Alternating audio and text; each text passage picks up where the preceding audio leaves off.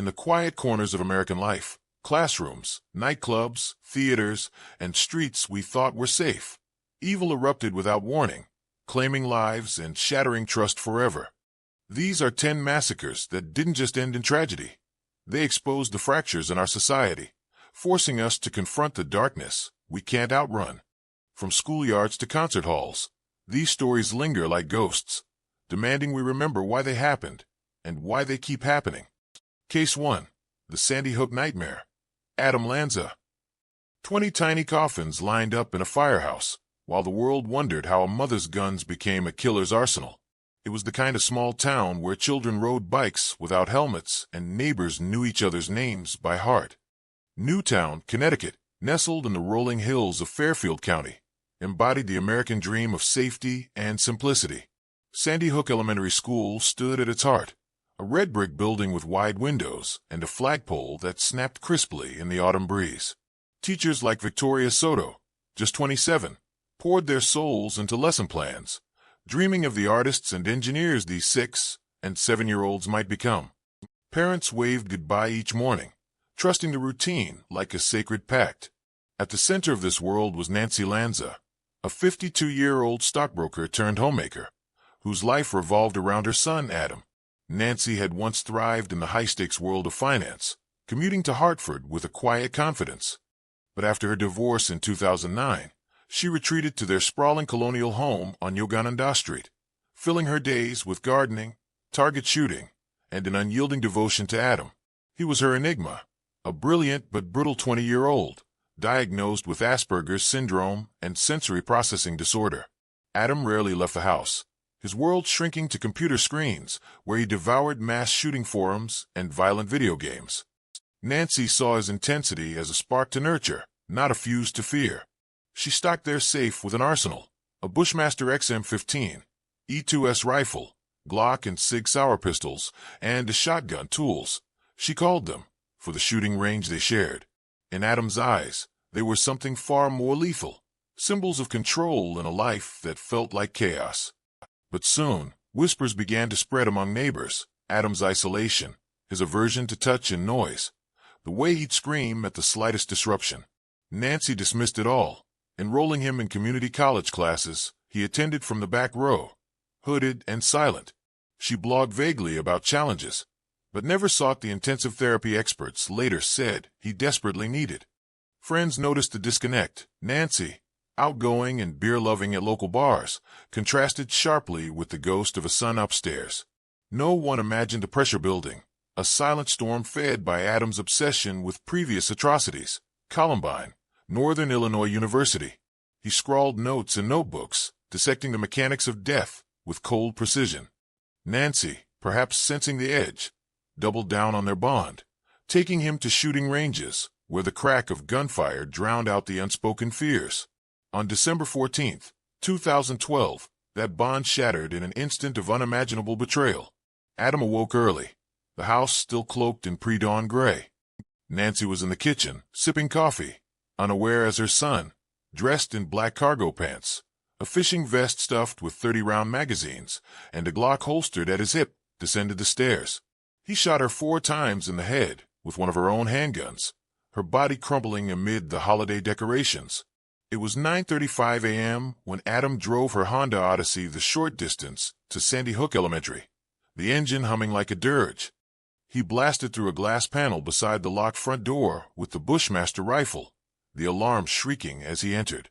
Teachers froze in hallways lined with construction paper turkeys and crayon-drawn snowmen. Adam moved with mechanical efficiency, firing 154 rounds in less than 5 minutes. In room 10, first graders huddled under desks as bullets tore through walls. Lauren Rousseau, their substitute teacher, shielded 3 with her body, whispering prayers until silence claimed them. Victoria Soto herded her class of 15 into a closet, lying to the gunman. "They're in the gym." He turned on her anyway, killing her and 6 children who tumbled out in terror. The air thickened with gunpowder and chalk dust, screams echoing off lockers as 20 first graders and 6 educators fell, shot at close range, their small bodies no match for the semi-automatic fury. Principal Dawn Hochsprung lunged at him, her tackle buying precious seconds for others to flee. But Adam pressed on, reloading without pause, his face a mask of detachment behind the gun's recoil. At 9:40 a.m., as state police raced toward the school, he retreated to a classroom and turned the Bushmaster on himself, the final shot mingling with the wail of arriving sirens. When officers breached the building, they found a slaughterhouse, blood-smeared floors, teddy bears clutched in tiny fists, walls pocked with entry wounds. 20 children, each no older than 7, and 6 adults, lives erased in the time it takes to recite the alphabet. What investigators found next would change everything, peeling back layers of a tragedy rooted not just in one man's mind, but in a society's blind spots. Connecticut State Police swarmed the Lanza home that afternoon, sifting through a digital graveyard. Adam's computer hard drive, white but partially recoverable, revealed searches for mass shootings, deadliest school massacre, and pedophilia, dark threads intertwined with his isolation. His bedroom was a fortress of obsessiveness, blacked-out windows, gun catalogs dog-eared on the floor, a spreadsheet ranking American massacres by body count, with Columbine at the top. Nancy's gun safe yielded the arsenal, purchased legally over years, with no red flags raised despite Adam's deteriorating mental health. The FBI behavioral analysts pored over it all, interviewing Nancy's friends who recalled her boasts about teaching Adam to shoot. "He's a natural," she'd say, oblivious to the risk. School records painted a portrait of missed opportunities. Adam's elementary years marked by bullying and meltdowns, yet no mandated reporting of his escalating threats. A single email from a relative in 2011, "He's got a gun," went unheeded. By January 2013, the investigation ballooned to 1,500 interviews, uncovering Nancy's own struggles with alcohol and a family history of mental illness. No manifesto emerged, but Adam's final act screamed one, a desperate bid for infamy, fueled by untreated torment and easy access to firepower. The report, released in redacted form, laid bare the fractures, mental health gaps, lax storage laws, the myth of the good guy with a gun that Nancy embodied until it killed her. There would be no trial, no courtroom showdown. Adam's suicide robbed the living of direct reckoning. Instead, consequences rippled through civil suits and legislative halls. The Lanza estate faced lawsuits from victims' families, settled quietly for $1.5 million, a fraction of the grief's true cost. Nancy's sister, Catherine, inherited the shadow, speaking rarely but pointedly. "He would have killed me in a heartbeat." Politically, the massacre ignited a firestorm. President Obama wept on national television, calling for universal background checks, assault weapon bans, the same measures that had failed after Columbine, Aurora, Virginia Tech. The Manchin-Toomey bill, a modest compromise, died in the Senate by a single vote, drowned by NRA lobbying. Yet seeds took root. Connecticut passed some of the nation's strictest gun laws, closing loopholes on magazines and rifles. Sandy Hook Promise, founded by grieving parents like Nicole Hockley, whose son Dylan was among the dead, turned pain into prevention, training thousands in threat assessment, saving lives in schools from Florida to California. In the quiet aftermath, Newtown rebuilt with ghosts as companions. The firehouse, once a hub of chilly cook-offs, became a memorial etched with teddy bears and purple ribbons, the color of Dylan's backpack. Families like the McDonalds, who lost 6-year-old Grace, advocated for mental health reform, her father speaking to Congress with a father's hollow resolve. "Not my beautiful girl." Studies poured in, linking Adam's profile to a generation adrift, untreated autism spectrum disorders, the toxic pull of online echo chambers. But the deepest cut lingers in the ordinary. Every school lockdown drill, every hesitant goodbye at the bus stop, a reminder that safety is fragile, vigilance eternal. The coffins were small, but the questions they left tower over us still. How do we spot the unraveling before it frays us all? He armed his silence with her trust, and in the end, it silenced a generation song. Case 2. Columbine's Eternal Echo. Eric Harris and Dylan Klebold. 2 boys walked into school with homemade bombs, turning from dreams into a blueprint for chaos that copycats still follow. Littleton, Colorado, in the spring of 1999, was the picture of suburban bliss, sprawling homes with manicured lawns, families gathering for Friday night football under stadium lights that glowed like distant stars. Columbine High School anchored this world, a modern fortress of brick and glass, where 1,800 students navigated the rituals of adolescence, cramming for AP exams, flirting in the cafeteria, dreaming of college acceptances and first loves. The jocks ruled the social pyramid, their Letterman jackets a currency of cool, while outsiders scraped by in the shadows, invisible except when cruelty demanded a target. Eric Harris and Dylan Klebold were those shadows made flesh, seniors who blended into the linoleum-tiled halls like ghosts in trench coats. Eric, 18, was the architect, sharp-featured, with a disarming grin that masked a volcanic rage. Born in New York to a career Air Force pilot, he'd bounced through 7 states, learning early to charm his way past suspicion. At Columbine, he tutored math, worked at Blackjack Pizza alongside Dylan, and maintained a 3.8 GPA that fooled guidance counselors into seeing potential, not peril. But beneath the straight-A facade burned a fury at the world that had labeled him a reject. He journaled obsessively in a black binder, ranting against natural selection and plotting NBK, natural-born killers, his code for apocalypse. "I hate you people for leaving me out of so many fun things," he scrawled, his words a cocktail of Darwinian delusions and pornographic fantasies.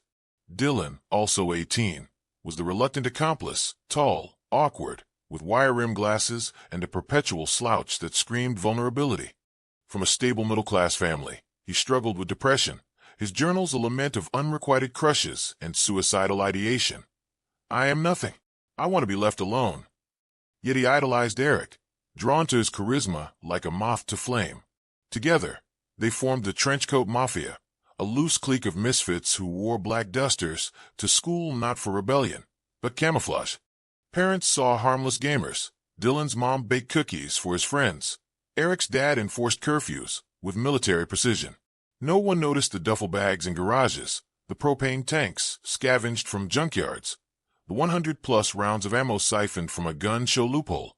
Their arsenal grew in secret: TC-9 pistols, a sawed-off shotgun named Judy, and pipe bombs tested in Jefferson County fields, where explosions scarred the earth like warnings ignored. Behind the image of respectability, something darker was growing, a toxic brew of adolescent angst and adult indifference. Eric's website, hacked onto school servers, spewed hate. Hit lists naming 38 classmates, fantasies of slicing open throats. Teachers dismissed it as boys being boys, while a 1998 police report on his pipe bomb theft vanished into a filing cabinet. Dylan, meanwhile, confided in a journal about ending it all, but therapy sessions focused on acne, not the abyss. The duo escalated in the months before. Vandalism sprees, threats scrawled on lockers, "Die Brandon," aimed at a teammate. Friends like Robin Anderson, who bought the TC-9s legally for them, later recalled the shift, laughter turning brittle, eyes glazing over mid-conversation. On April 20th, 1999, Hitler's birthday, though they deny the symbolism, the plan ignited. They skipped from the night before, 2 wired for tuxedos, and spent the eve wiring timers to 20-pound bombs meant to rival Oklahoma City. At 11:10 a.m., as lunch period buzzed with cafeteria chatter, Eric and Dylan parked a duffel-stuffed Volkswagen in the school's west lot. Dressed in black, long coats billowing like capes from hell, they ignited decoy bombs in the fields to draw first responders. Then, with the cafeteria massacre as the finale, they strode through the doors. The first shots rang out in the commons, Eric firing his TC-9 into a window, shattering glass and scattering students like leaves. "Hey, freshman," he yelled, grinning as he squeezed the trigger. Dylan pumped buckshot into Isaiah Shoels, a black athlete trapped under a table, his body jerking with each impact. Screams clawed the air as they lobbed pipe bombs, the blast shredding book bags and splintering wood. Rachel Scott, 17, crumpled outside, her kindness, notes of encouragement to the outcasts, rewarded with bullets to the spine. Coach Dave Sanders, heroic in his sprint to barricade doors, collapsed in a stairwell, blood pooling as he gasped for his wife. They roamed the halls like predators in a maze, reloading amid the acrid smoke, targeting anyone who moved. In the library, 11:19 a.m., the heart of their blueprint, Kyle Velasquez, developmentally disabled, begged from under a table before a shotgun ended his pleas. Cassie Bernal, 17, whispered, "Yes, I believe in God," to Dylan's question, a moment mythologized, though witnesses disputed the exchange. Bodies piled. John Tomlin, shot 10 times while shielding a friend. Lauren Townsend, the valedictorian-to-be. Her dreams of veterinary school snuffed in a hail of 9mm. The bombs in the kitchen failed to detonate, sparing hundreds, but not the 13 who fell. 10 students, 3 staff, and 16 blood-soaked minutes. At 12:01 p.m., as SWAT teams breached, Eric knelt in the library and placed his TC-9 under his chin. Dylan followed, a final shotgun blast to the temple. The school fell silent, save for the whimpers of survivors like Patrick Ireland, who crawled from a second-story window. What investigators found next would change everything, transforming a school shooting into a cultural scar. Jefferson County Sheriff's Office launched Operation Break the Chain, a frenzy of 10,000 interviews and warehouse raids. Basement tapes, recovered from Eric's camcorder, revealed rehearsals. "We're going to kill everyone," he boasted, laughing at the footage of their pipe bomb tests. Dylan's journal, a suicide note wrapped in rage, confessed, "It didn't work. Eric and I have been working very hard." The garage yielded napalm recipes and bulletproof vest sketches. Computers overflowed with doomed deathmatch logs and bomb-making manuals downloaded from the web. Friends cracked under questioning. Brooks Brown, who Eric had spared with a casual go-home, described the escalating threats, the Judgment Day rants. The FBI's BU profiled them as injustice collectors, their motives a stew of bullying, failed romances, and media-fueled fame-seeking. No drugs, no gang ties, just 2 boys, amplified by neglect, who turned personal hell into public inferno. The official report, delayed until 2001 amid leaks and lawsuits, exposed systemic lapses, ignored complaints, a school culture that exalted athletes over all, and a gun show loophole that armed minors without checks. No trial bound their ghosts, but consequences cascaded like aftershocks. Parents faced scrutiny. Tom and Linda Klebold, shattered, hired therapists to unpack their blindness. Wayne Harris, stoic, released Eric's journals to humanize the monster. Civil suits against the school district unearthed a rage room for venting, but no liability stuck. Payouts totaled $15 million, a cold comfort. Legislatively, Columbine birthed the first federal zero-tolerance policies, though critics decried them as overreach. The trenchcoat mafia myth-fueled copycats. 15 school shootings in the next decade cited it as inspiration, prompting media blackouts on perpetrators' names. Survivors like Sean Graves, paralyzed but defiant, spoke at congressional hearings, pushing for metal detectors and counselor ratios. Yet the deepest reckoning came in pop culture. Michael Moore's Bowling for Columbine dissected America's gun fetish, while Elephant by Gus Van Sant blurred the lines between victim and villain. In the aftermath, Littleton stitched its wounds with memorials, a garden of Columbines blooming eternally near the rebuilt school, where Sanders' bloodstain was paved over but never forgotten. Rachel's stepsister lobbied for anti-bullying laws, her voice steady.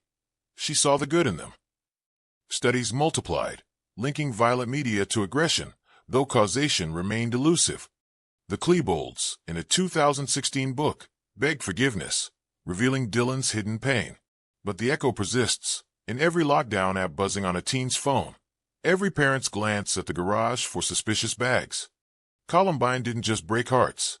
It broke illusions, proving that the monsters we fear most walk our hallways, unnoticed until the coats come off. The boys sought infamy and death, but all they forged was a warning. Listen to the whispers before they become roars. They scripted their end as legend, but history remembers only the lives they stole. If cases like this fascinate you, subscribe to the Crime O'Clock, where every mystery has a ticking timeline waiting to be uncovered. Case 3. Virginia Tech's Silent Rampage. Sung-Hui Cho. A quiet professor mailed his manifesto, then turned a campus into a graveyard before the echoes of his shots faded. Blacksburg, Virginia, in the crisp dawn of April 2007, was a college town alive with the hum of possibility. Students pedaling to early lectures past dogwood trees, heavy with pink blooms, the New River whispering secrets along the campus edges. Virginia Polytechnic Institute and State University, or Virginia Tech, sprawled across 2,600 acres like a living organism, Gothic spires piercing the sky, labs buzzing with engineering dreams, and dorms where 26,000 Hokies forged futures in everything from architecture to veterinary medicine. Professors like Christopher Newport paced lecture halls with quiet authority, while undergrads like Ryan Clark balanced organic chemistry with pickup basketball, their laughter a soundtrack to spring semester's grind. Sung Hui Cho entered this world as a shadow, 23 years old, a senior English major from Centerville, Virginia, whose silence spoke louder than any syllabus. Born in South Korea and immigrated at 8, Cho had clawed through a childhood of selective mutism, his voice locked away by anxieties that therapy could only prod, not unlock. At Tech, he was the enigma in Gentry Hall, disheveled black hair veiling downcast eyes, assignments submitted in a scrawl that veered between poetry and pathology. Professors noted his talent, haunting short stories of violence and vengeance, but also the red flags, fantasies of co-eds as martyrs, plays echoing the Columbine tapes. Disturbing, but not actionable. One counselor wrote, after Cho's 2005 involuntary commitment following suicidal threats and stalkings of 2 women. He was deemed a danger to himself, prescribed medication he rarely took, yet released with a court order that barred him from buying guns. Information siloed in state databases, invisible to federal checks. His family, devout Presbyterians, saw devotion in his isolation. Weekend drives to church, where he'd sit stone-faced, a sister thriving as a State Department analyst, oblivious to the chasm. Roommates in Harper Hall whispered about the question mark kid. His walls plastered with Korean pop stars, his only words a mumbled sorry when bumping elbows in the hall. Cho's online persona fractured further. MySpace rants against rich kids, debauchery, and hedonists who mocked his poverty. He practiced marksmanship at Roanoke's Ranges, legally purchasing a .22 Ruger pistol in February 2007 through a straw buyer, then a Glock 19 handgun days before the storm. Ammo stockpiled in his backpack, knives sharpened in the dorm sink. No manifesto yet, just a simmering scripture of resentment, scribbled in margins. You caused me to do this. But soon, whispers began to spread beyond the dorms, faint tremors ignored in the rush of midterms. Cho's creative writing professor, Lucinda Roy, had pulled him aside months earlier, his stories of a bullied boy raping his tormentors too raw to grade. She urged counseling. He vanished instead, emailing taunts about her interference. Campus police logs filled with complaints, peering through windows, silent hang-ups, but no arrests, no alerts under the fragmented Clary Act disclosures. On April 16th, the fault line cracked. At 7:15 a.m., in West Ambler Johnston Hall, Cho forced entry into a 4th-floor suite. Emily Hilscher, 19, an engineering major fresh from a date, stirred in her room when he shot her 3 times, execution style. Her roommate, Ryan Clark, resident advisor, astronomy whiz, the golden boy everyone loved, heard the pops and confronted him. Cho pumped 9 bullets into Clark's chest, leaving both sprawled and pooling blood. Hilscher's stuffed animals scattered like fallen soldiers. As campus stirred with morning coffee runs, Cho slipped away, gloved and hooded, driving his Hyundai to Norris Hall across the quad. He chained the building's doors with duct tape and padlocks at 9:25 a.m., turning the engineering wing into a tomb. German class in room 207. 19 students hunched over conjugations when a Glock barked. Professor G.V.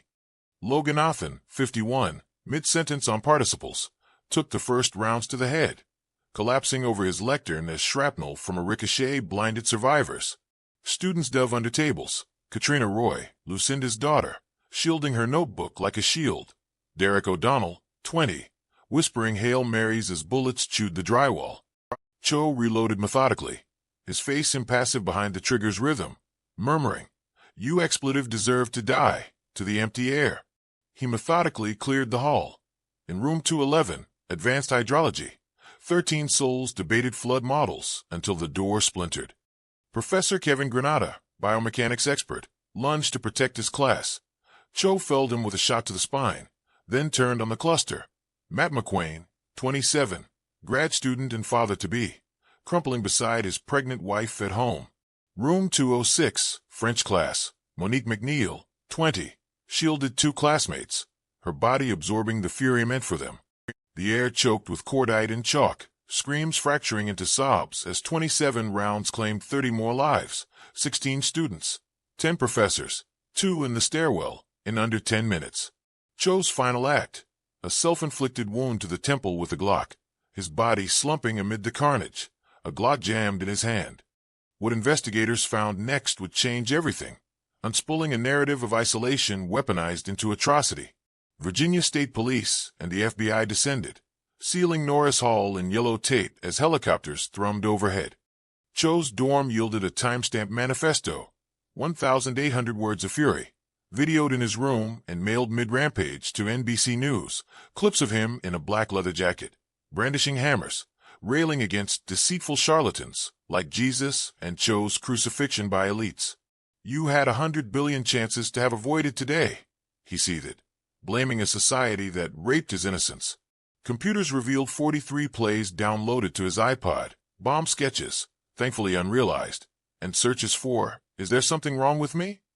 Photos showed him posing with guns, mimicking Harris and Klebold. Autopsy confirmed no drugs, just a lifetime of untreated schizophrenia. Voices in his head since childhood, documented but dismissed. The 2007 review panel, chaired by a former governor, excoriated Tech's failures, siloed mental health records, no campus alerts after the dorm shootings, a culture of inaction that let 2 murders precede 30 more. Gun purchase loopholes, private sales evading checks, drew federal scrutiny, though reform stalled. No trial shadowed the silence, but consequences carved deep. Cho's family, immigrants who'd sacrificed for his education, faced death threats and exile from their mosque. His sister, Catherine, resigned her post, haunted by echoes. Virginia Tech poured $16 million into settlements, rebuilding Norris as a quiet pavilion of remembrance, plaques etched with victims' names, like Rima Sameha, 18, whose laughter once filled Arabic poetry clubs. Legislatively, the Virginia Tech massacre spurred the Nix Improvement Act, funneling mental health data to background checks, blocking thousands of prohibited buys since.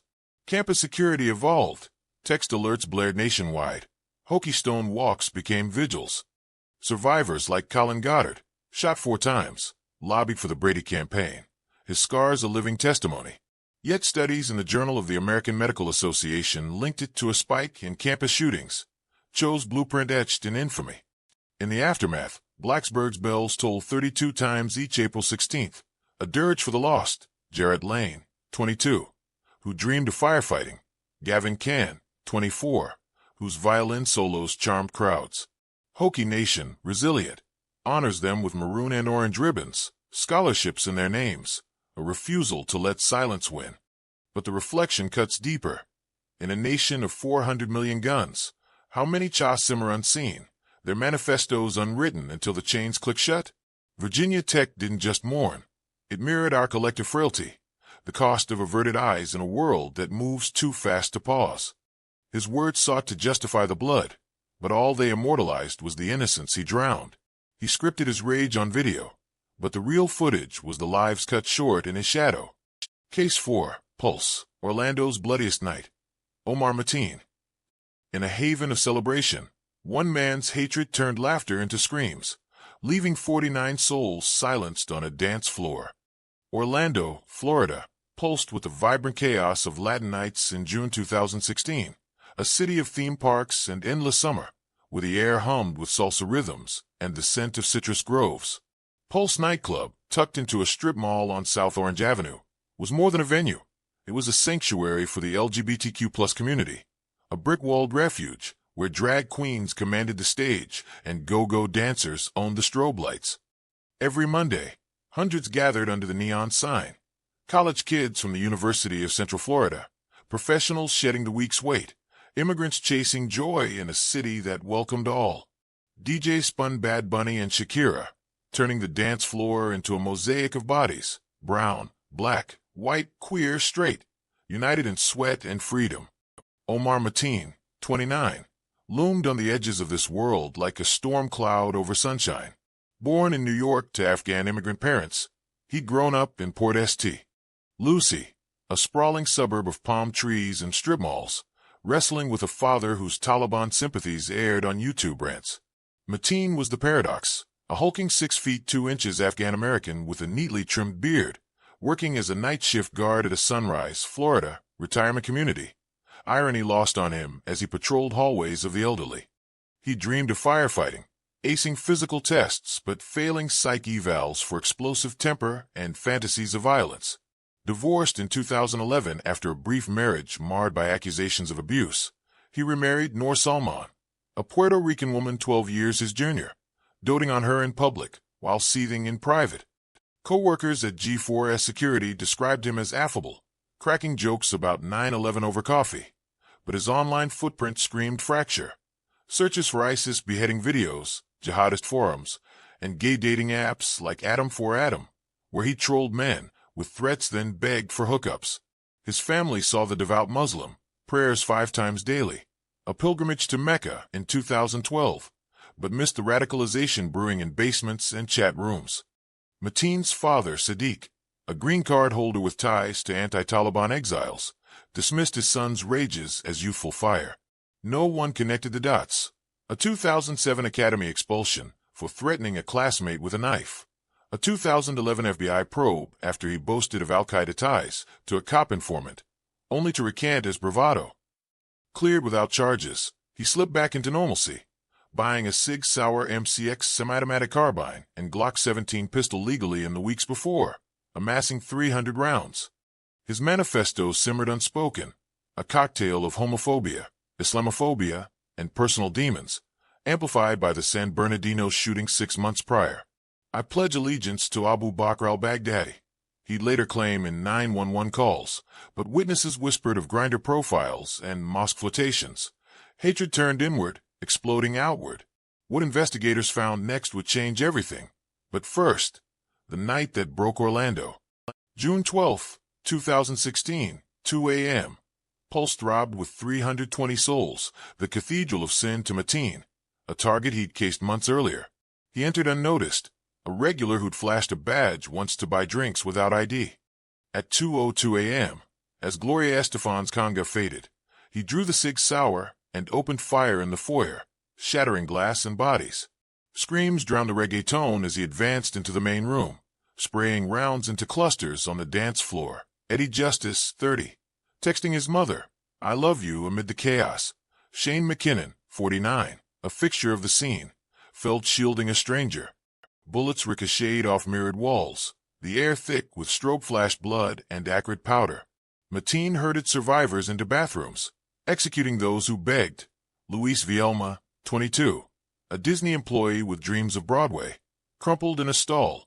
Frankie Jimmy, 50, a hotel worker, his final breath a gasp for his daughter. At 2:09, he called 911, pledging to ISIS, raging against U.S. airstrikes in Syria. His father's politics twisted into holy war.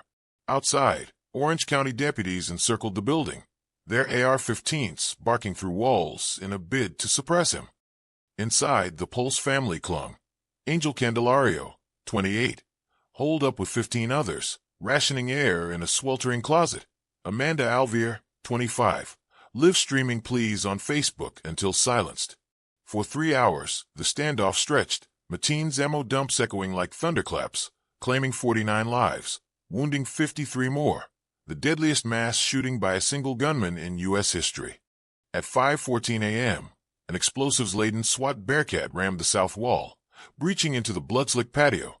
Mateen charged, a hail of police fire, over 100 rounds, dropped him at last, his body a barrier between rescuers and the dying.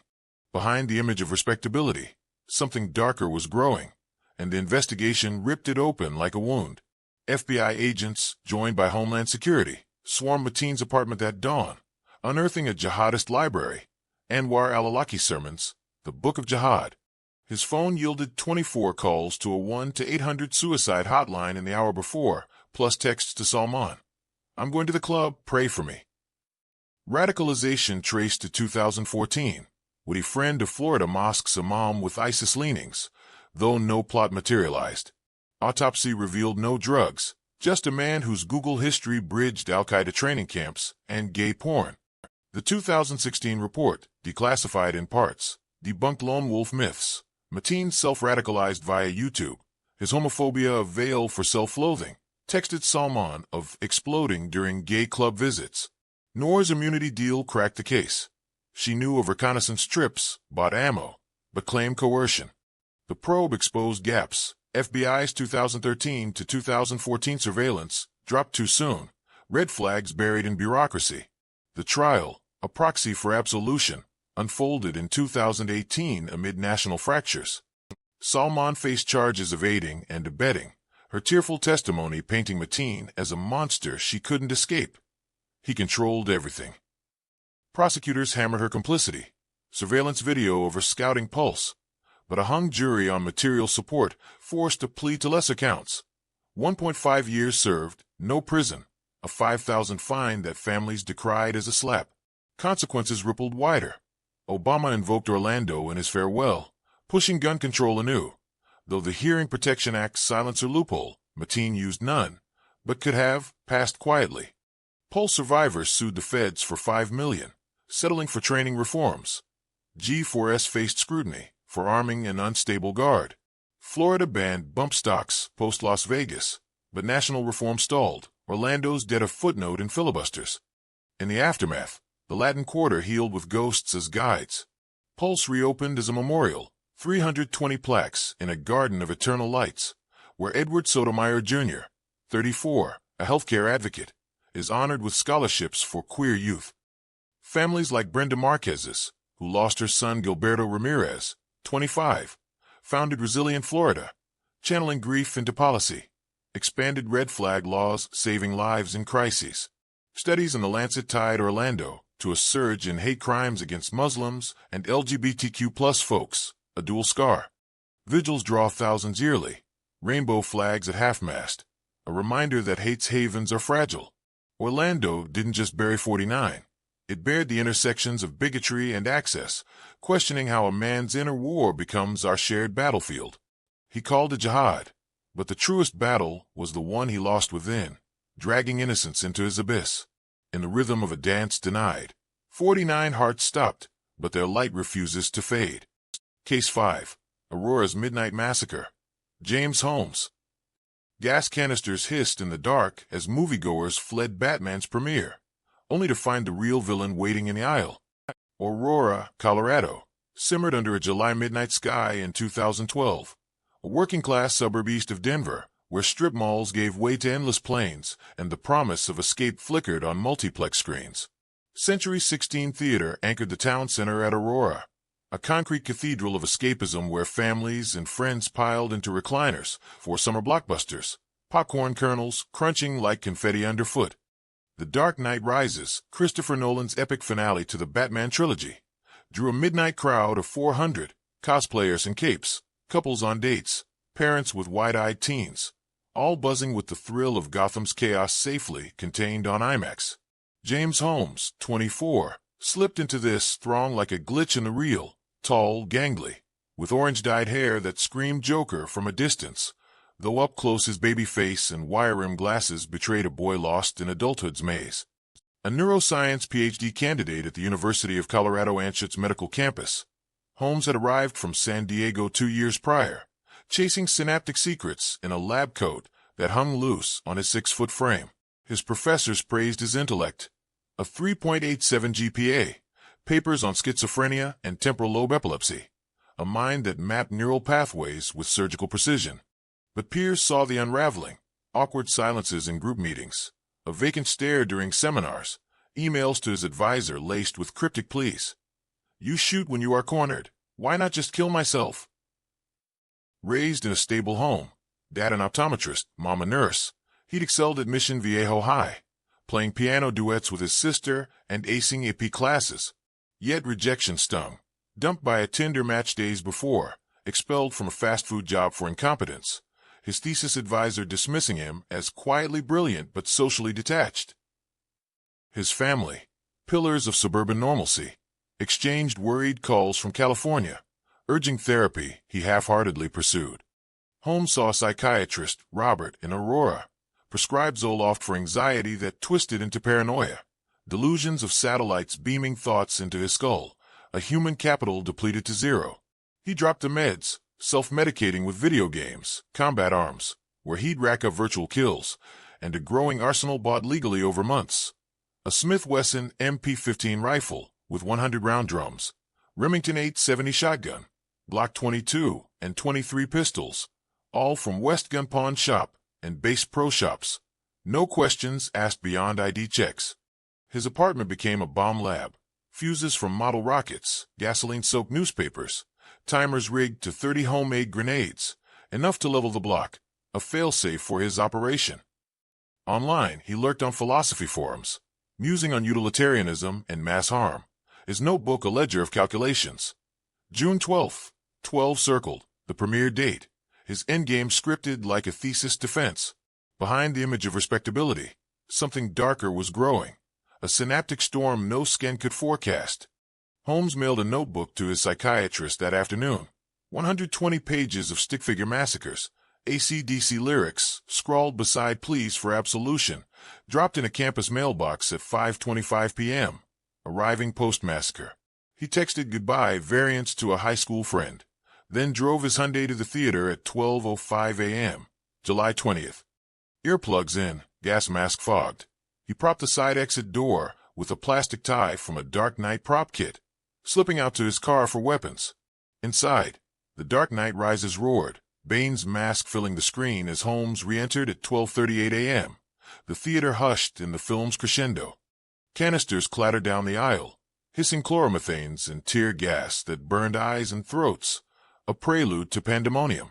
He fired first into Theater 9's front row, the Glock 22 barking 40 rounds, bodies jerking in the strobe of panic.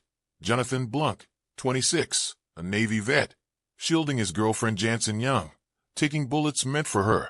Jessica Goy, 24, a sports blogger who'd escaped a Toronto shooting months prior, cut down in the row behind.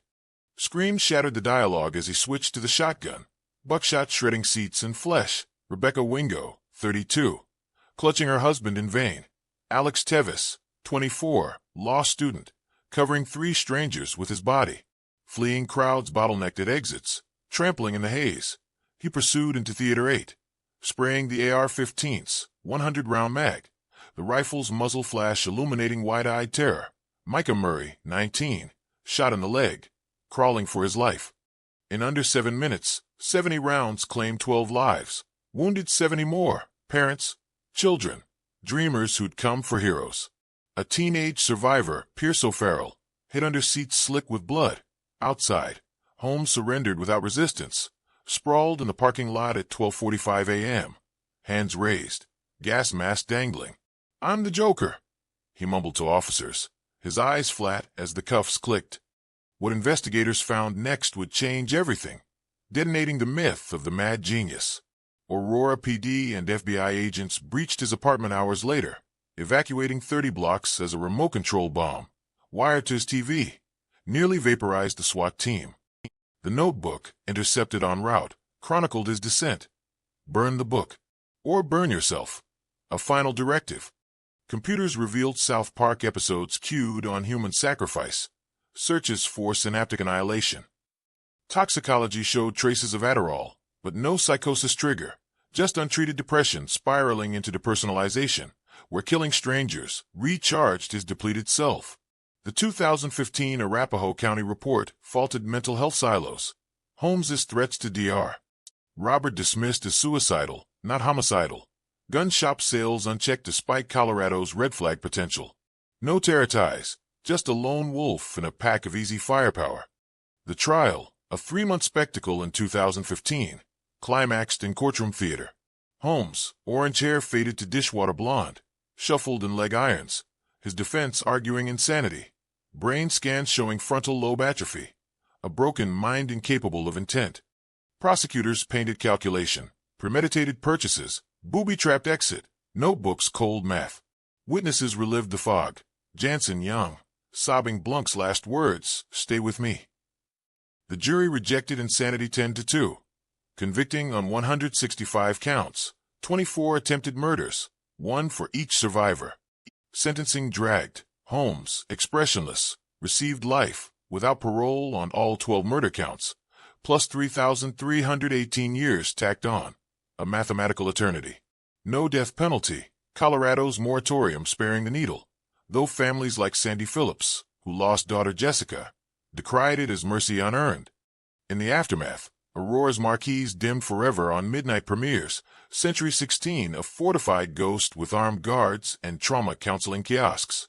Settlements topped $50 million from Cinemark and Remax. The Obama-era push for universal checks gained traction. Colorado's universal background law blocking 3,000 sales since. Sandy and Lonnie Phillips founded Survivors Empowered, lobbying for extreme risk protection orders, saving lives in red flag states. Studies in JAMA psychiatry pegged Holmes as a leakage case. Warnings leaked but unheeded, spurring campus mental health mandates. Memorials bloom. A Century 16 garden with 12 pinwheels, each etched with names like Jordan Lipkowski, 23, the firefighter who ran toward the shots. Aurora didn't just grieve. It guarded, a city's resolve forged in gas and grief, questioning how brilliance unmoored becomes our collective nightmare. He donned the mask of madness, but the true horror was the system that let him load the clip. In the theater of shadows, one man's unraveling eclipsed the screen, but the survivors scripted the sequel. Case 6, Charleston's Church of Hate. Dylan Roof. He sat through Bible study with a smile, then rose to gun down 9 worshippers, whispering the slurs that fueled his fire. Charleston, South Carolina, in the humid hush of June 2015, was a city woven from history's threads, cobblestone streets echoing with gullah songs, antebellum mansions guarding secrets of glory and shame. Emmanuel African Methodist Episcopal Church, or Mother Emanuel, rose at 110 Calhoun Street like a beacon of resilience, a Gothic revival sanctuary of yellow brick and stained glass. Its doors opened since 1818 to black congregants who'd built it brick by brick after white mobs burned the original in a slave rebellion panic. Wednesdays meant Bible study in the fellowship hall, hymns rising amid folding chairs, laughter mingling with scripture, a weekly anchor for families navigating the Lowcountry's lingering divides. Pastors like Clementa Pinckney, 41, led with a preacher's fire and a state senator's gravitas, his sermons on justice drawing crowds from the projects to the peninsula. Dylan Roof, 21, drifted into this sacred space from the fringes of the American underbelly. Born in Colombia to a family frayed by divorce and dysfunction, his childhood a carousel of evictions and outbursts. Dad a roofer with a meth habit, Mom a clerk who'd pawned wedding rings for bills.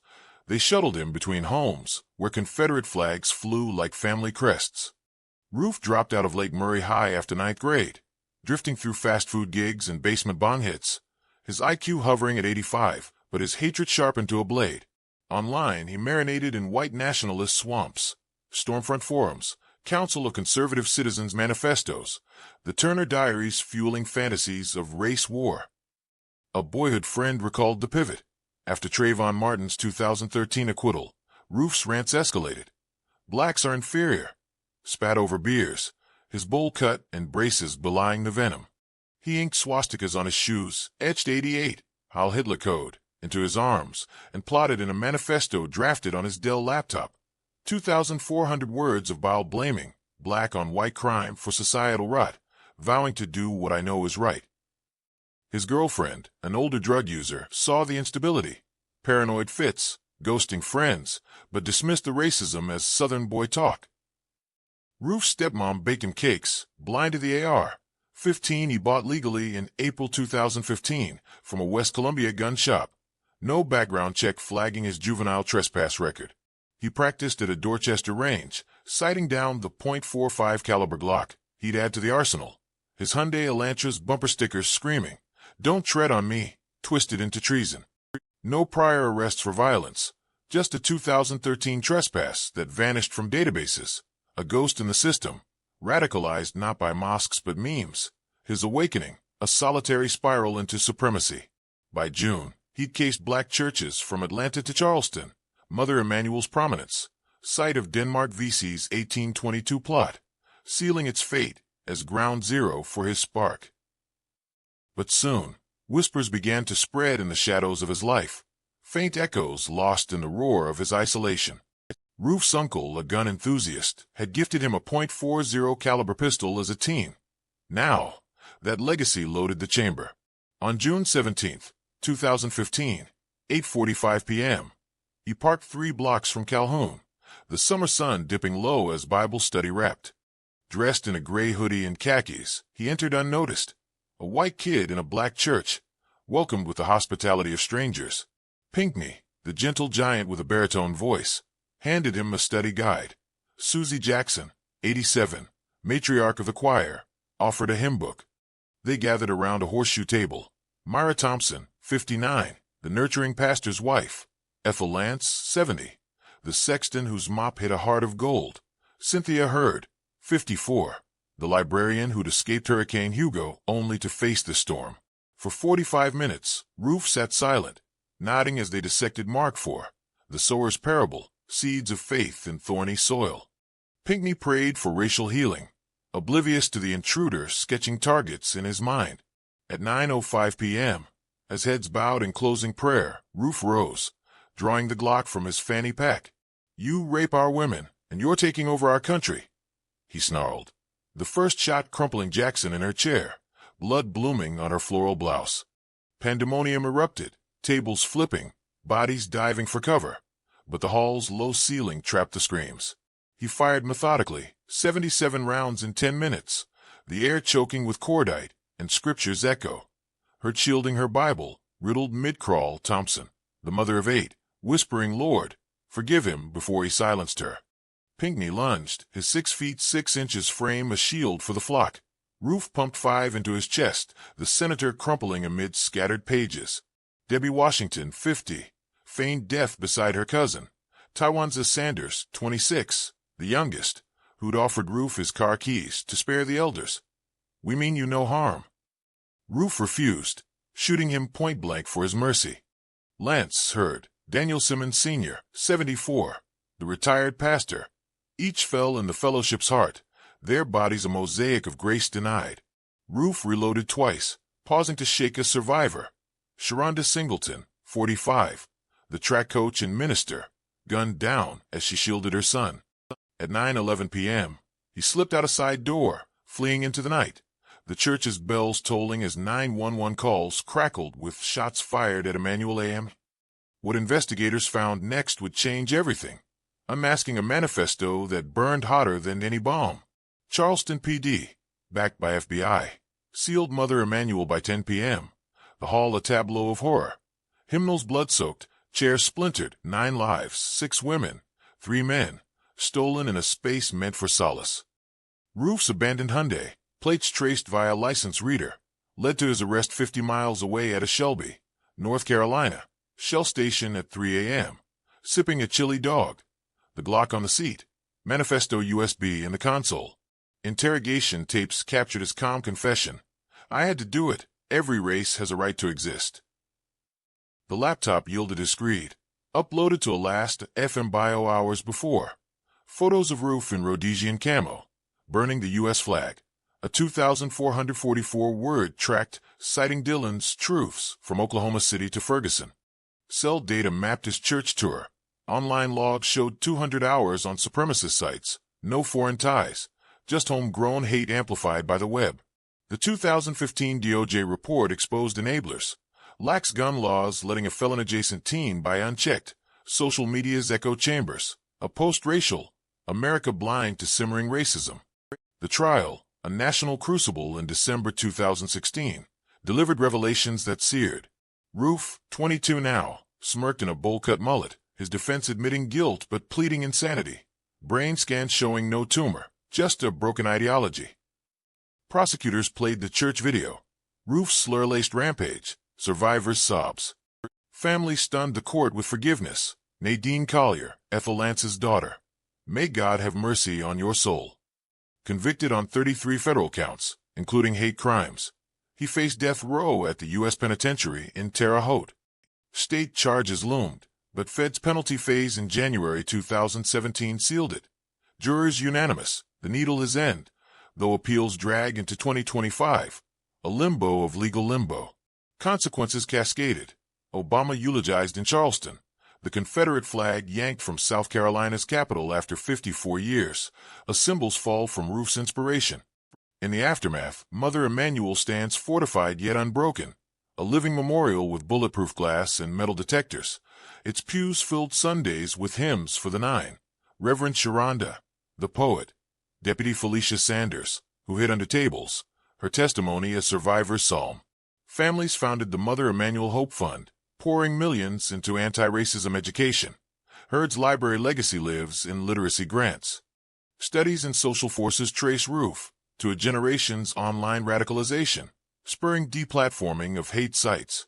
Charleston Spire gleams brighter, a testament to forgiveness's fierce power, but the reflection haunts. In a nation of open carry and algorithms, how do we starve the seeds of supremacy before they take root?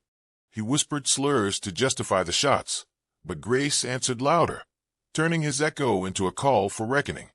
In the house of prayer, hate claimed 9, but their mercy disarmed the killer's legacy forever. Case 7. Las Vegas, the unseen sniper.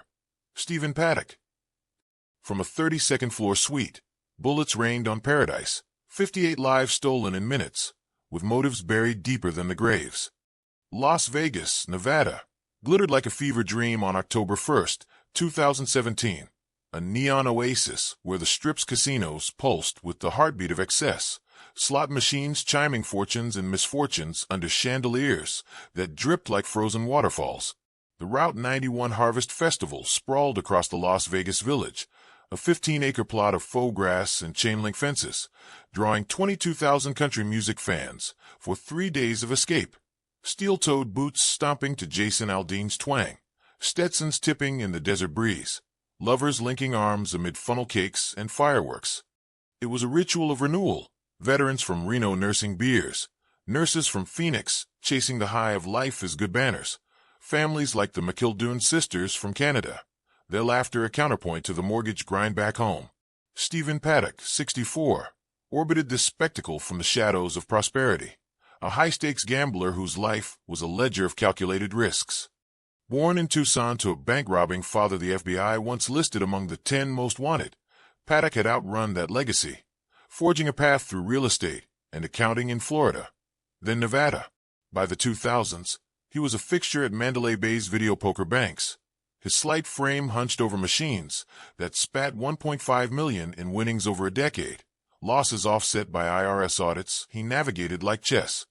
He owned homes in Melbourne Beach and Reno, a private plane with a 2015 paint job, and a collection of girlfriends. Mary Lou Danley, 62, his Filipino-Australian companion of 3 years, who cooked adobo and cashed his comp checks. Neighbor saw a courteous recluse, binoculars trained on golf courses for stress relief, no parties, no politics beyond gripes about airport security. His brother Eric, a locksmith in Florida, joked of his zombie routine, sleeping days, gaming nights, but missed the voids, no kids, no close friends, a prostate cancer diagnosis shrugged off with, "It'll kill me eventually." Danley described him as generous yet brittle, his smiles rare as jackpots. Paddock's emails to casino hosts begged for free rooms. His searches veered dark.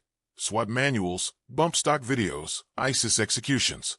He stockpiled 47 guns across 4 states, buying 33 in the year before. AR-15s, bolt actions, a .50 caliber sniper rifle, all legally from Nevada shops with no weights. Ammo crates filled his Reno garage, thousands of rounds, Tannerite explosives for desert target practice. Financially secure at $200,000 a year from rentals, he spiraled in isolation. Sleep apnea untreated. A 2016 letter to his pilot friend raging at Stupid America. His phone pinging jihadist sites alongside the Walking Dead episodes. No manifesto surfaced, just a note in his hotel.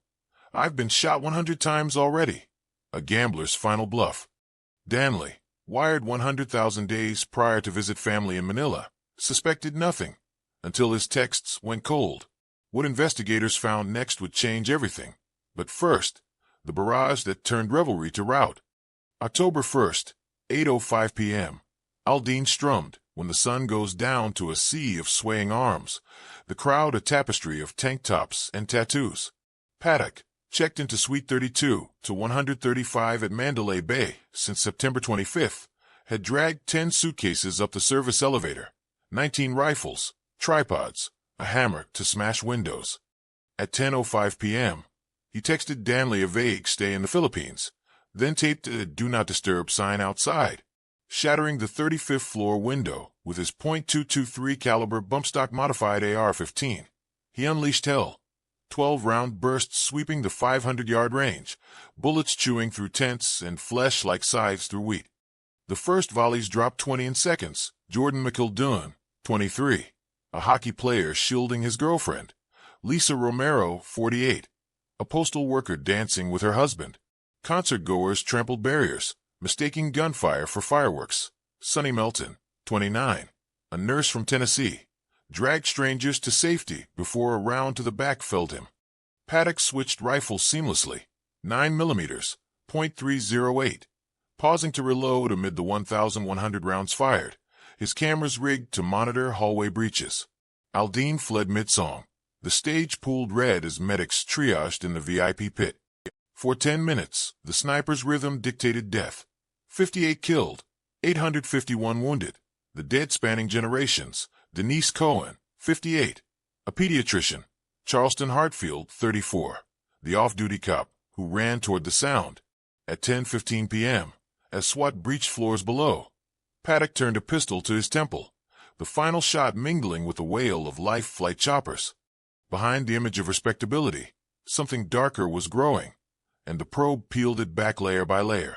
LVMPD and FBI agents stormed the suite by 11:20 p.m., the air thick with brass casings and gun oil, bump stocks on tripods, ammonium nitrate for a car bomb that fizzled in the valet. Computers yielded encrypted drives, searches for SWAT response time.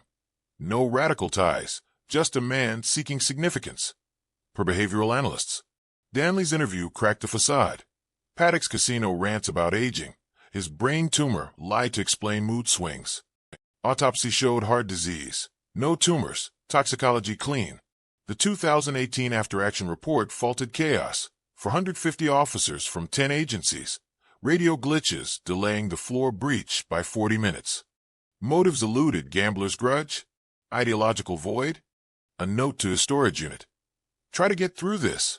Hinting at suicidal ideation amplified by ease of arms. Gun shows private sales evaded traces. His arsenal, amassed since 1982, spanned 19 manufacturers. No trial haunted the void. Paddock's suicide a thief of closure. Consequences etched in policy and payout. MGM Resorts settled 4,000 suits for $800 million. No liability admitted. Bump stocks banned by Trump in 2018. Overturned by courts in 2024 amid ATF appeals. Families like Heather Warino's, who lost daughter Kelsey, 26, founded Rise Up, lobbying for assault weapon registries. Nevada's red flag law, born in the blood, blocks prohibited buys. Studies in criminology peg Paddock as an instrumental killer. Fame his phantom fuel. The Strip's festivals fortified barriers, bag checks. But the scar lingers. Every bass drop now a trigger. In the aftermath, Las Vegas honors the 58 with a healing garden downtown. 58 pillars of light, inscribed with names like Andrea Castilla. 28. The cocktail server whose final text begged, "I love you." Vigils draw survivors like Carrie Kloss, shot 5 times, her testimony fueling Everytown campaigns. The reflection pierces. In a city of illusions, how does quiet despair arm itself so lethally? Route 91 didn't just wound. It warned of the snipers within, their scopes on our shared illusions of safety. He perched above the lights, pulling triggers on lives below. But the true unsolved shot was the one fired into his soul. Bullets fell like rain on the wicked, but the desert remembers every drop as drought. Case 8. Parkland's Valentine's Day horror. Nicholas Cruz. An expelled teen returned with an AR-15, turning a high school into a war zone while alarms wailed unanswered. Parkland, Florida, basked in the balmy haze of February 2018, a gated enclave of palm-lined cul-de-sacs and man-made lakes, where minivans ferried kids to soccer practices and parents traded recipes at block parties. Marjorie Stoneman Douglas High School, named for the Everglades fierce guardian, sprawled across 30 acres like a modern ark. Teal and white buildings with murals of eagles, a performing arts wing echoing with show choir rehearsals, and 3,200 students chasing AP credits and Friday night lights. Teachers like Scott Beigel, 35, the guidance counselor with a surfer's grin, mentored the lost. Students like Alyssa Alhadef, 14, dreamed of pro soccer under the stadium's floodlights. It was the kind of place where mass shootings felt like news from elsewhere, until they didn't. Nicholas Cruz, 19, had once been part of this tapestry, a thread fraying long before it snapped. Adopted at birth into a middle-class Jewish home in Parkland, he grew up alongside brother Zachary in a split-level rancher on a quiet street. Their parents Linda and Roger, retired realtors, doting with vacations to Disney and braces for crooked smiles. But Roger's 2004 heart attack death shattered the idol.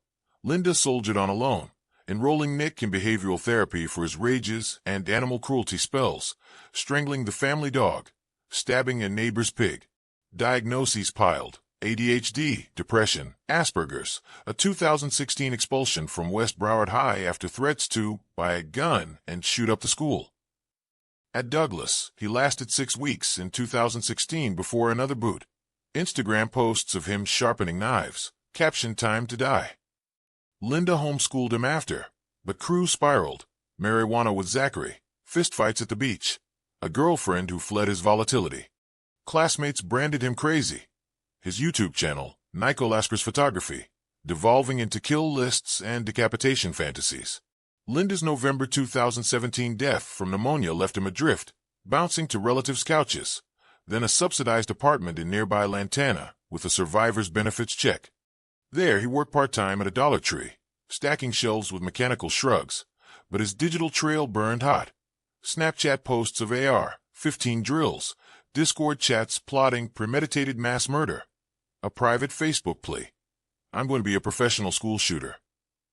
He legally bought the Smith Wesson MP15 rifle in February 2017 from Sunrise Tactical, passing checks despite 39 police calls to the home since 2008, mostly noise complaints, but including a 2016 welfare check where Cruz threatened suicide. Broward Sheriff's deputies dismissed it. The FBI's tip line logged his school shooting YouTube comment in 2017, but agents closed the case for lack of ID. Cruz Ubered to a gun range weekly, his Uber driver noting the black backpack bulging with mags. No manifesto, just a void of validation, his journal scrawled with "No one loves me," a cry the system tuned out. But soon, whispers began to spread through the school's grapevine, red flags flapping like unheeded storm warnings. Cruz's JROTC buddies cut ties after he texted bomb-making recipes, a neighbor's 911 in 2017. He's walking around with a gun. Drew no follow-up. On Valentine's Day, February 14, 2018, 2:15 p.m., as third-period English droned on Romeo and Juliet, Cruz arrived by lift, backpack slung, earbuds in. He ditched the bag in a stairwell, pulled the AR-15 from a soft case, and racked around. Black shirt, red MAGA hat backward, a picture of adolescent camouflage. The fire alarm wailed at 2:21 p.m. Cruz's first shots into Building 12's second floor, glass exploding like brittle hearts. Students poured into hallways, mistaking it for a drill. He met them with 30-round bursts, the rifle's crack echoing off lockers. Alyssa Alhadef, mid-stride to soccer practice, took rounds to the chest. Cara Loughran, 14, Irish dancer with freckles and fire, shielded no one before crumpling. He stalked the halls like a video game boss. Meadow Pollock, 18, bound for Lynn University, felled in a stairwell. Joaquin Oliver, 17, the soccer star with a laugh like thunder, silenced in a closet. In room 1215, Beigel waved kids into his classroom, only to step out for stragglers. Cruz's bullets caught him in the doorway, his body blocking the breach. For 6 minutes, 17 fell. 14 students, 3 staff, wounded 17 more. The air a slurry of brass and screams. Geography teacher Ivy Scamies hid 65 in her room, her whispers a lifeline. Coach Aaron Faze, 37, tackled Cruz unarmed, buying seconds with his life. Cruz ditched the spent AR in a closet, smeared blood on his face for effect, and blended into the evacuees, marching with hands up to Walmart across the street, where a deputy recognized him at 3:11 p.m., cuffs clicking as sirens converged. What investigators found next would change everything, exposing a labyrinth of lapses wider than the Everglades. Broward Sheriff's Office and FBI swarmed the scene, building 12 sealed in yellow tape amid teddy bear memorials. Cruz's Uber logs traced the rifle's path. His phone yielded texts to a girl, red like roses filled with thorns except on the thorns, and searches for school shooters who got away. The Lantana apartment vomited red flags, bullet-riddled targets, depression and anxiety books dog-eared. A Walmart receipt for the soft case, bought that morning. Interrogation at 5 p.m. cracked him. It was me. A flat admission, no remorse, just I want to be famous. The Marjorie Stoneman Douglas High School Public Safety Commission report, released in 2019, indicted all 45 officers on site, but only Scott Peterson, the armed resource deputy, cowered outside. 911 dispatchers bungled calls, the FBI's tip ignored. Cruz's 73 police interactions, buried in diversion programs, meant to avoid arrests for minors. No mental health hold, despite a Baker Act potential. Gun shop sales unchecked by yellow flags. The trial, deferred to 2022 amid COVID delays, climaxed in a Broward courtroom thick with grief. Cruz, 23 now, pudgy and vacant-eyed, pled guilty to 17 murders, 17 attempts, facing mandatory life, but prosecutors pushed death. His defense invoked fetal alcohol syndrome, a brain scarred by prenatal booze, scans showing reduced impulse control. Survivors testified. Samuel Zeef, shot in the arm, raging at Cruz's cowardice. DeAndre Harris, legs shattered, wheeling to the stand. The penalty phase dragged 30 days. Jurors deadlocked 9-3 for death, forcing life without parole on all counts, a hollow victory. Families like Tom's for Scott Beigel decrying the impasse. Federal charges loomed, but Florida's system buckled. Cruz rots in Rayford, appeals pending. In the aftermath, Parkland's gates creaked wider for change. Douglas rebuilt with safe rooms and AI threat detection. The 2018 For Our Lives March birthed March for Our Lives, Emma Gonzalez's fist in the air a global cry, registering 800,000 voters by 2020. Florida's red flag law, the Marjorie Stoneman Douglas Act, seized 5,000 guns by 2023. Every town credits it with averted shootings. Memorials at the campus. 17 backpack plaques, one for each. Peter Wong, 15, the JROTC hero who held doors for flight. Studies in pediatrics trace Cruz to a pipeline of neglected youth, spurring school counselor mandates. Parkland didn't just bury 17. It birthed a movement, a thorn bush blooming resistance, questioning how expulsion becomes execution when eyes avert. He returned as the ghost of his own warnings, but the alarms that failed him echoed in a nation's awakening. Valentine's gifts turned to valedictions, yet from the ruins, voices rose to rewrite the ending. Case 9. El Paso's Borderland Fury. Patrick Cruz. A manifesto online, a Walmart parking lot targeted, 23 dead in a supermarket, victims of a fear that crossed state lines. El Paso, Texas, baked under the relentless Chihuahuan sun in August 2019. A border city of 680,000 where adobe missions whispered of Spanish conquests and the Rio Grande carved a vein between nations, cultures, and contradictions. It was a place of resilient fusion. To carry a slinging carne asada beside steakhouses, bilingual billboards hawking real estate dreams, and families like the Anchandos, whose kids dashed to soccer fields after Mass at Our Lady of Mount Carmel. Walmart Supercenter on Gateway West, a sprawling big-box behemoth, with aisles stocked for back-to-school rushes, drew the daily tide. Moms juggling carts of diapers and tortillas, retirees flipping through People magazines, migrants fresh from Ciudad Juarez eyeing affordable linens. On Saturdays, it thrummed with life, laughter echoing off fluorescent panels, the sizzle of hot dog grills wafting like a siren's call. Patrick Cruz, 21, inhabited this borderland from the insulated bubble of Allen, Texas, a Dallas suburb 600 miles northeast, where cookie-cutter colonials housed accountants and engineers chasing the white picket fence. Born to a middle-class family, his father a therapist who'd penned self-help books on divorce recovery, mother a homemaker with a nursing background, Cruz glided through early school years on a tide of average grades and adolescent awkwardness. 5 feet 11 inches with a pudgy frame, wire-rimmed glasses, and a mop of brown hair that shadowed his pale face. Homeschooled after 7th grade amid bullying complaints, he resurfaced at Plano West Senior High, blending into the 3,000-student swarm with a 2.8 GPA and a part-time gig at Cinnabon, where co-workers recalled his quiet rants about immigrants taking jobs. No arrests, no therapy records, just a boy who vanished into video games like Red Dead Redemption. His online handle, Austin Republicoff, Texas, posting memes on 4chan about white genocide. His family, outwardly stable, missed the radicalization's creep. A 2017 move to a $500,000 home after dad's book flopped. Dinners laced with casual gripes about the border crisis. Cruzis devoured far-right YouTube, PewDiePie's tangents into replacement theory, and Coulter's riffs on invasion. His Google history a slurry of Hispanics are rapists and Great Replacement. By 2019, he dropped out of community college after one semester, drifting through McDonald's shifts in mom's basement, his weight ballooning to 200 pounds on a diet of Mountain Dew and manifestos. In May, he bought a WASR 10 AK-47 style rifle from a private seller in McKinney via Arms List. No background check, just $400 cash, plus 1,000 rounds from a mesquite gun store. His screed, a 2,300-word fever dream titled The Inconvenient Truth, uploaded to 8chan hours before the act, railed against corporate greed and race mixing, citing Christchurch's Brenton Tarrant as muse. This attack is a response to the Hispanic invasion of Texas. Behind the image of respectability, something darker was growing. A toxic nationalism fermented in echo chambers far from the fence-line realities El Pasoans knew. Cruzis's cousin, in a family chat, dismissed his crazy uncle vibes. His parents, vacationing in Maine, wired him $500 for car repairs, unaware it fueled gas for the 10-hour drive south.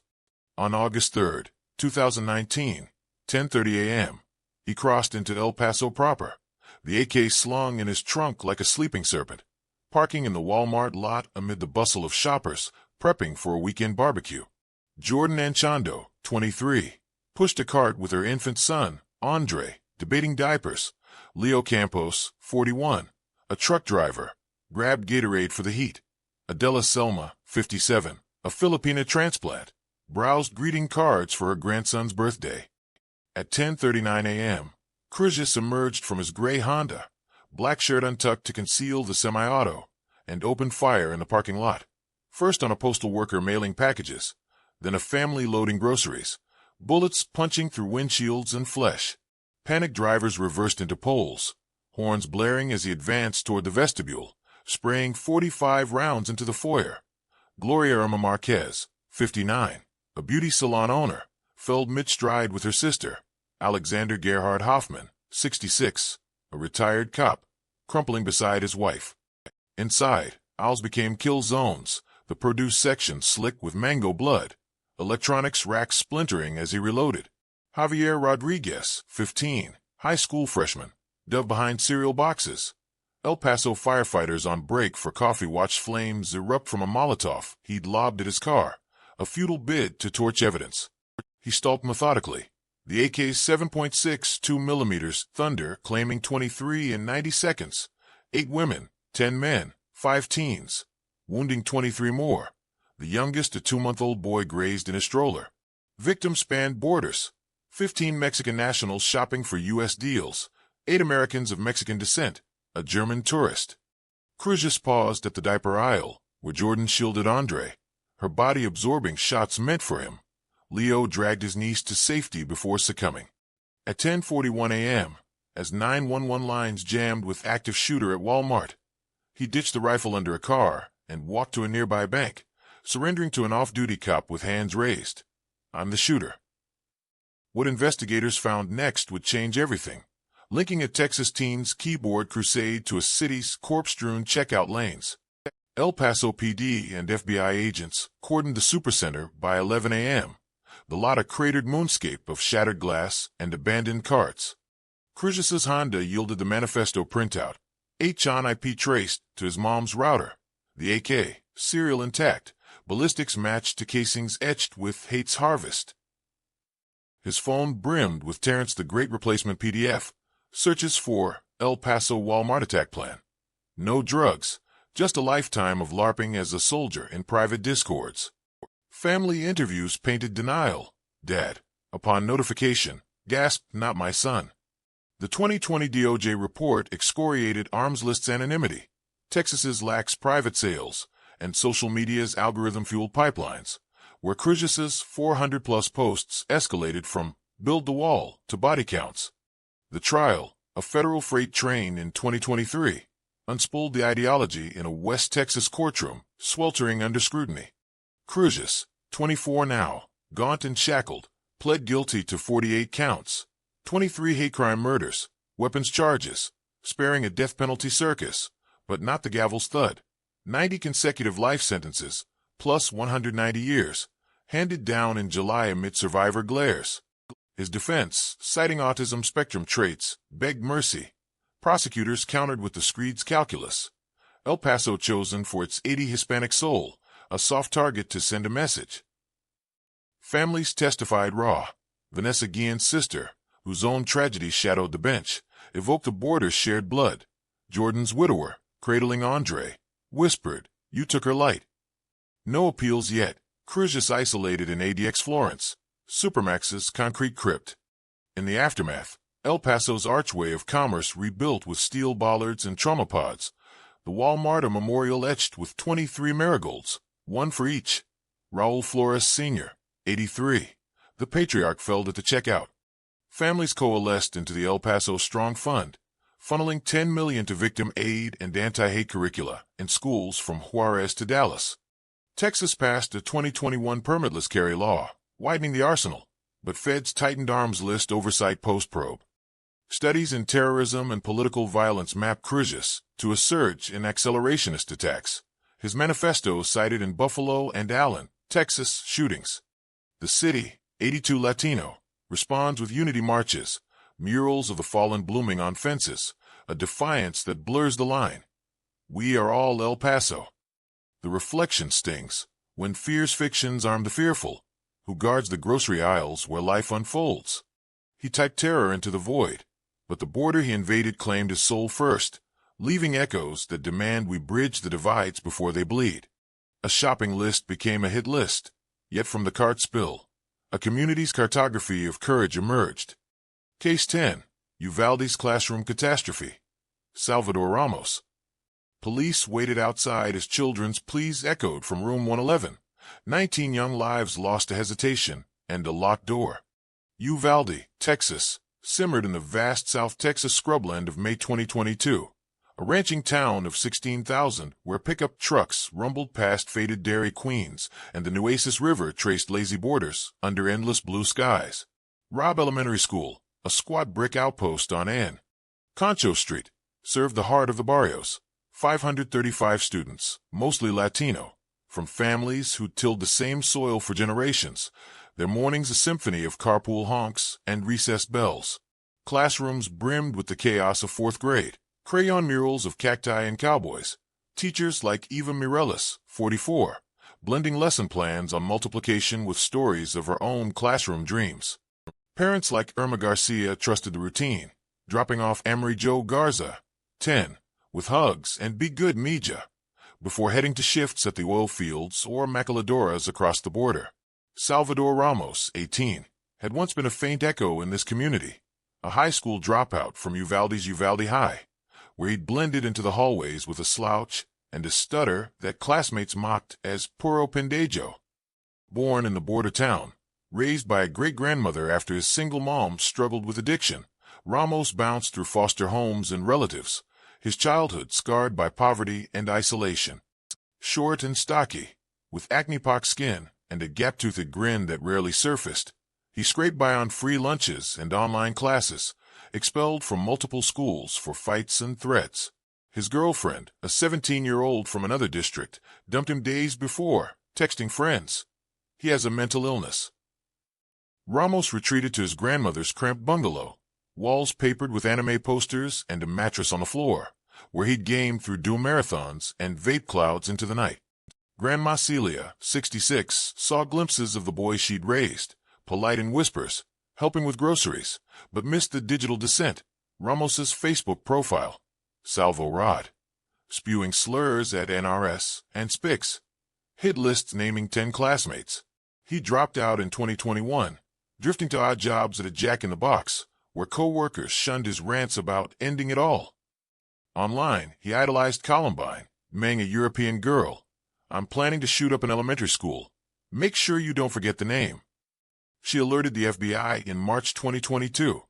Agents traced it to Ramos, but closed the file for lack of imminent threat. Legally, he bought 2 Daniel Defense DDM-4V7 rifles and 375 rounds from a sportsman's warehouse in Oshkosh, Wisconsin, shipped to Uvalde. No red flags, despite Texas's open-carry ethos. His truck, a beat-up black Chevy, became a mobile armory. Pistol, knife, IED sketches in a notebook scrawled 7:30 a.m. Monday. But soon, whispers began to spread through Uvalde's tight-knit veins. Ramos's vandalism, his grandmother's pleas to neighbors about his crazy eyes.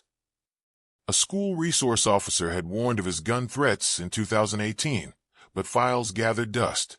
On May 24, 2022, a Tuesday flush with end-of-year buzz, Ramos crashed his truck into a ditch outside Robb at 11:28 a.m., ditching it 100 yards from the flagpole. Grandma Celia, grazed by his first shot during a confrontation at home, survived to whisper his name to 911. He sprinted to the unlocked west entrance, body armor cinched tight, AR-15 slung, firing into the empty playground, glass shattering, air raid sirens wailing like a premonition. He breached the main hall at 11:33 a.m., the rifle's 5.56 millimeters roar propelling him toward rooms 111 and 112, adjoined fourth-grade havens of dioramas and desk clusters. Teacher Arredondo, wait, no.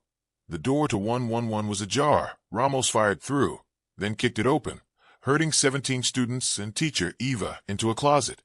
But he pursued. Mia Cirillo, 11, smeared blood on herself to play dead. Emery Joe, class president with a sketchbook full of unicorns, lunged for a phone, her body the first to fall in a spray of 30 rounds. The air choked with chalk dust and cordite as he reloaded, bullets ricocheting off cinder blocks. Javier Cazares' daughter, Jacqueline, 9, crumpled beside her cousin Annabelle. Uzia Sergio Garcia, 8, the budding artist, shielded no one before the hail took him. In the adjoining room, Mireles, petite and fierce, barricaded with the teacher console, whispering, "I love you," to survivors as Ramos blasted through the wall. Her final stand a barrage that claimed her after 40 minutes of hell. For 77 agonizing minutes, "Please pierce the plaster. Help me, mommy." A girl's 911 whisper at 12:03 p.m., while 376 officers amassed outside. Uvalde PD, state troopers, border patrol's tactical team, hands ringing over keys to a locked door. Ramos roamed the rooms, pausing to text his ex, "I'm going to shoot an elementary school." At 12:50 p.m., a border patrol strike team, 19 officers, breached with a Halligan bar and flashbangs, their fusillade of 70 rounds ending him at last. A single wound to the head amid the carnage. 19 children, 2 teachers, all under 11, their small frames no match for the semi-auto storm. What investigators found next would change everything, unearthing not just one boy's rage, but a symphony of systemic paralysis. Texas Rangers and FBI agents sealed Robb that afternoon. The hall's a gallery of horror. Unicorn backpacks shredded, bloodied crayons under desks, a child's drawing of a family taped to the wall. Ramos's phone yielded the texts, his laptop a trove of mass shooter forums and active shooter training videos. The truck's IEDs, defused, traced to online recipes. Autopsy showed no drugs, just a lifetime of untreated trauma, border town poverty, familial neglect, a stutter that fueled his fury. The 2022 Texas House Committee report indicted the response. Police treated it as a barricaded subject, not an active shooter, despite kids' cries. Chief Pete Arredondo, on-scene commander, left his radio in his truck, misplacing keys. The DOJ's 2024 probe, scathing in 600 pages, faulted cascading failures. No command post, officers prioritizing their safety. A 40-minute delay after the first breach attempt. Body cams captured the paralysis. 911 operators begging go in there, while parents like Javier wailed outside, tossed for demanding entry. No trial shadowed Ramos, his death a void of answers, but consequences hunted the living. Arredondo resigned amid uproar, fired in 2023 after a state inquiry. for officers, including 2 state troopers, charged with child endangerment in 2024. Trials pending into 2025 as families sue for $27 billion. Uvalde CSD settled with survivors for $2 million each. But the wound festers. Ramos's mother, Adriana, faced no charges despite knowing his plans. Legislatively, Texas's active shooter mandates tightened. Mandatory breaching training, school armor upgrades, though assault rifle bans stalled in Austin. Families like the Garzas founded lives robbed, lobbying for red flag laws. Mia Cirillo, scarred by shrapnel, testified in D.C., her voice steady. They failed us. In the aftermath, Uvalde streets bear the weight of white crosses. 21 in a memorial park, vigils lit by 21 candles, each May 24th. For Layla Salazar, 9, the soccer star. Eliana Garcia, 9, whose laughter once filled Garcia's classroom. The school district raised Rob in 2023, rebuilding as a grief center with locked vestibules and AI cameras. Studies in American Journal of Public Health link Uvalde to a 15 drop in school trust nationwide. The town fractured by blame, accusations flying at town halls, stitches with fundraisers, murals of the 21 blooming on fences. But the reflection endures when seconds become eternities. Who answers for the doors left ajar? Uvalde didn't just lose 21. It exposed the hesitation in our armor, a border not of land, but of courage, where delay is the deadliest weapon. He locked the world out with bullets, but it was the Guardian's pause that chained the children inside. In room 111, innocence called for rescue, but silence answered, etching a scar on the soul of a nation. What's your take on this story? Share your thoughts below and subscribe to the Crime O'Clock, because the next mystery is already ticking.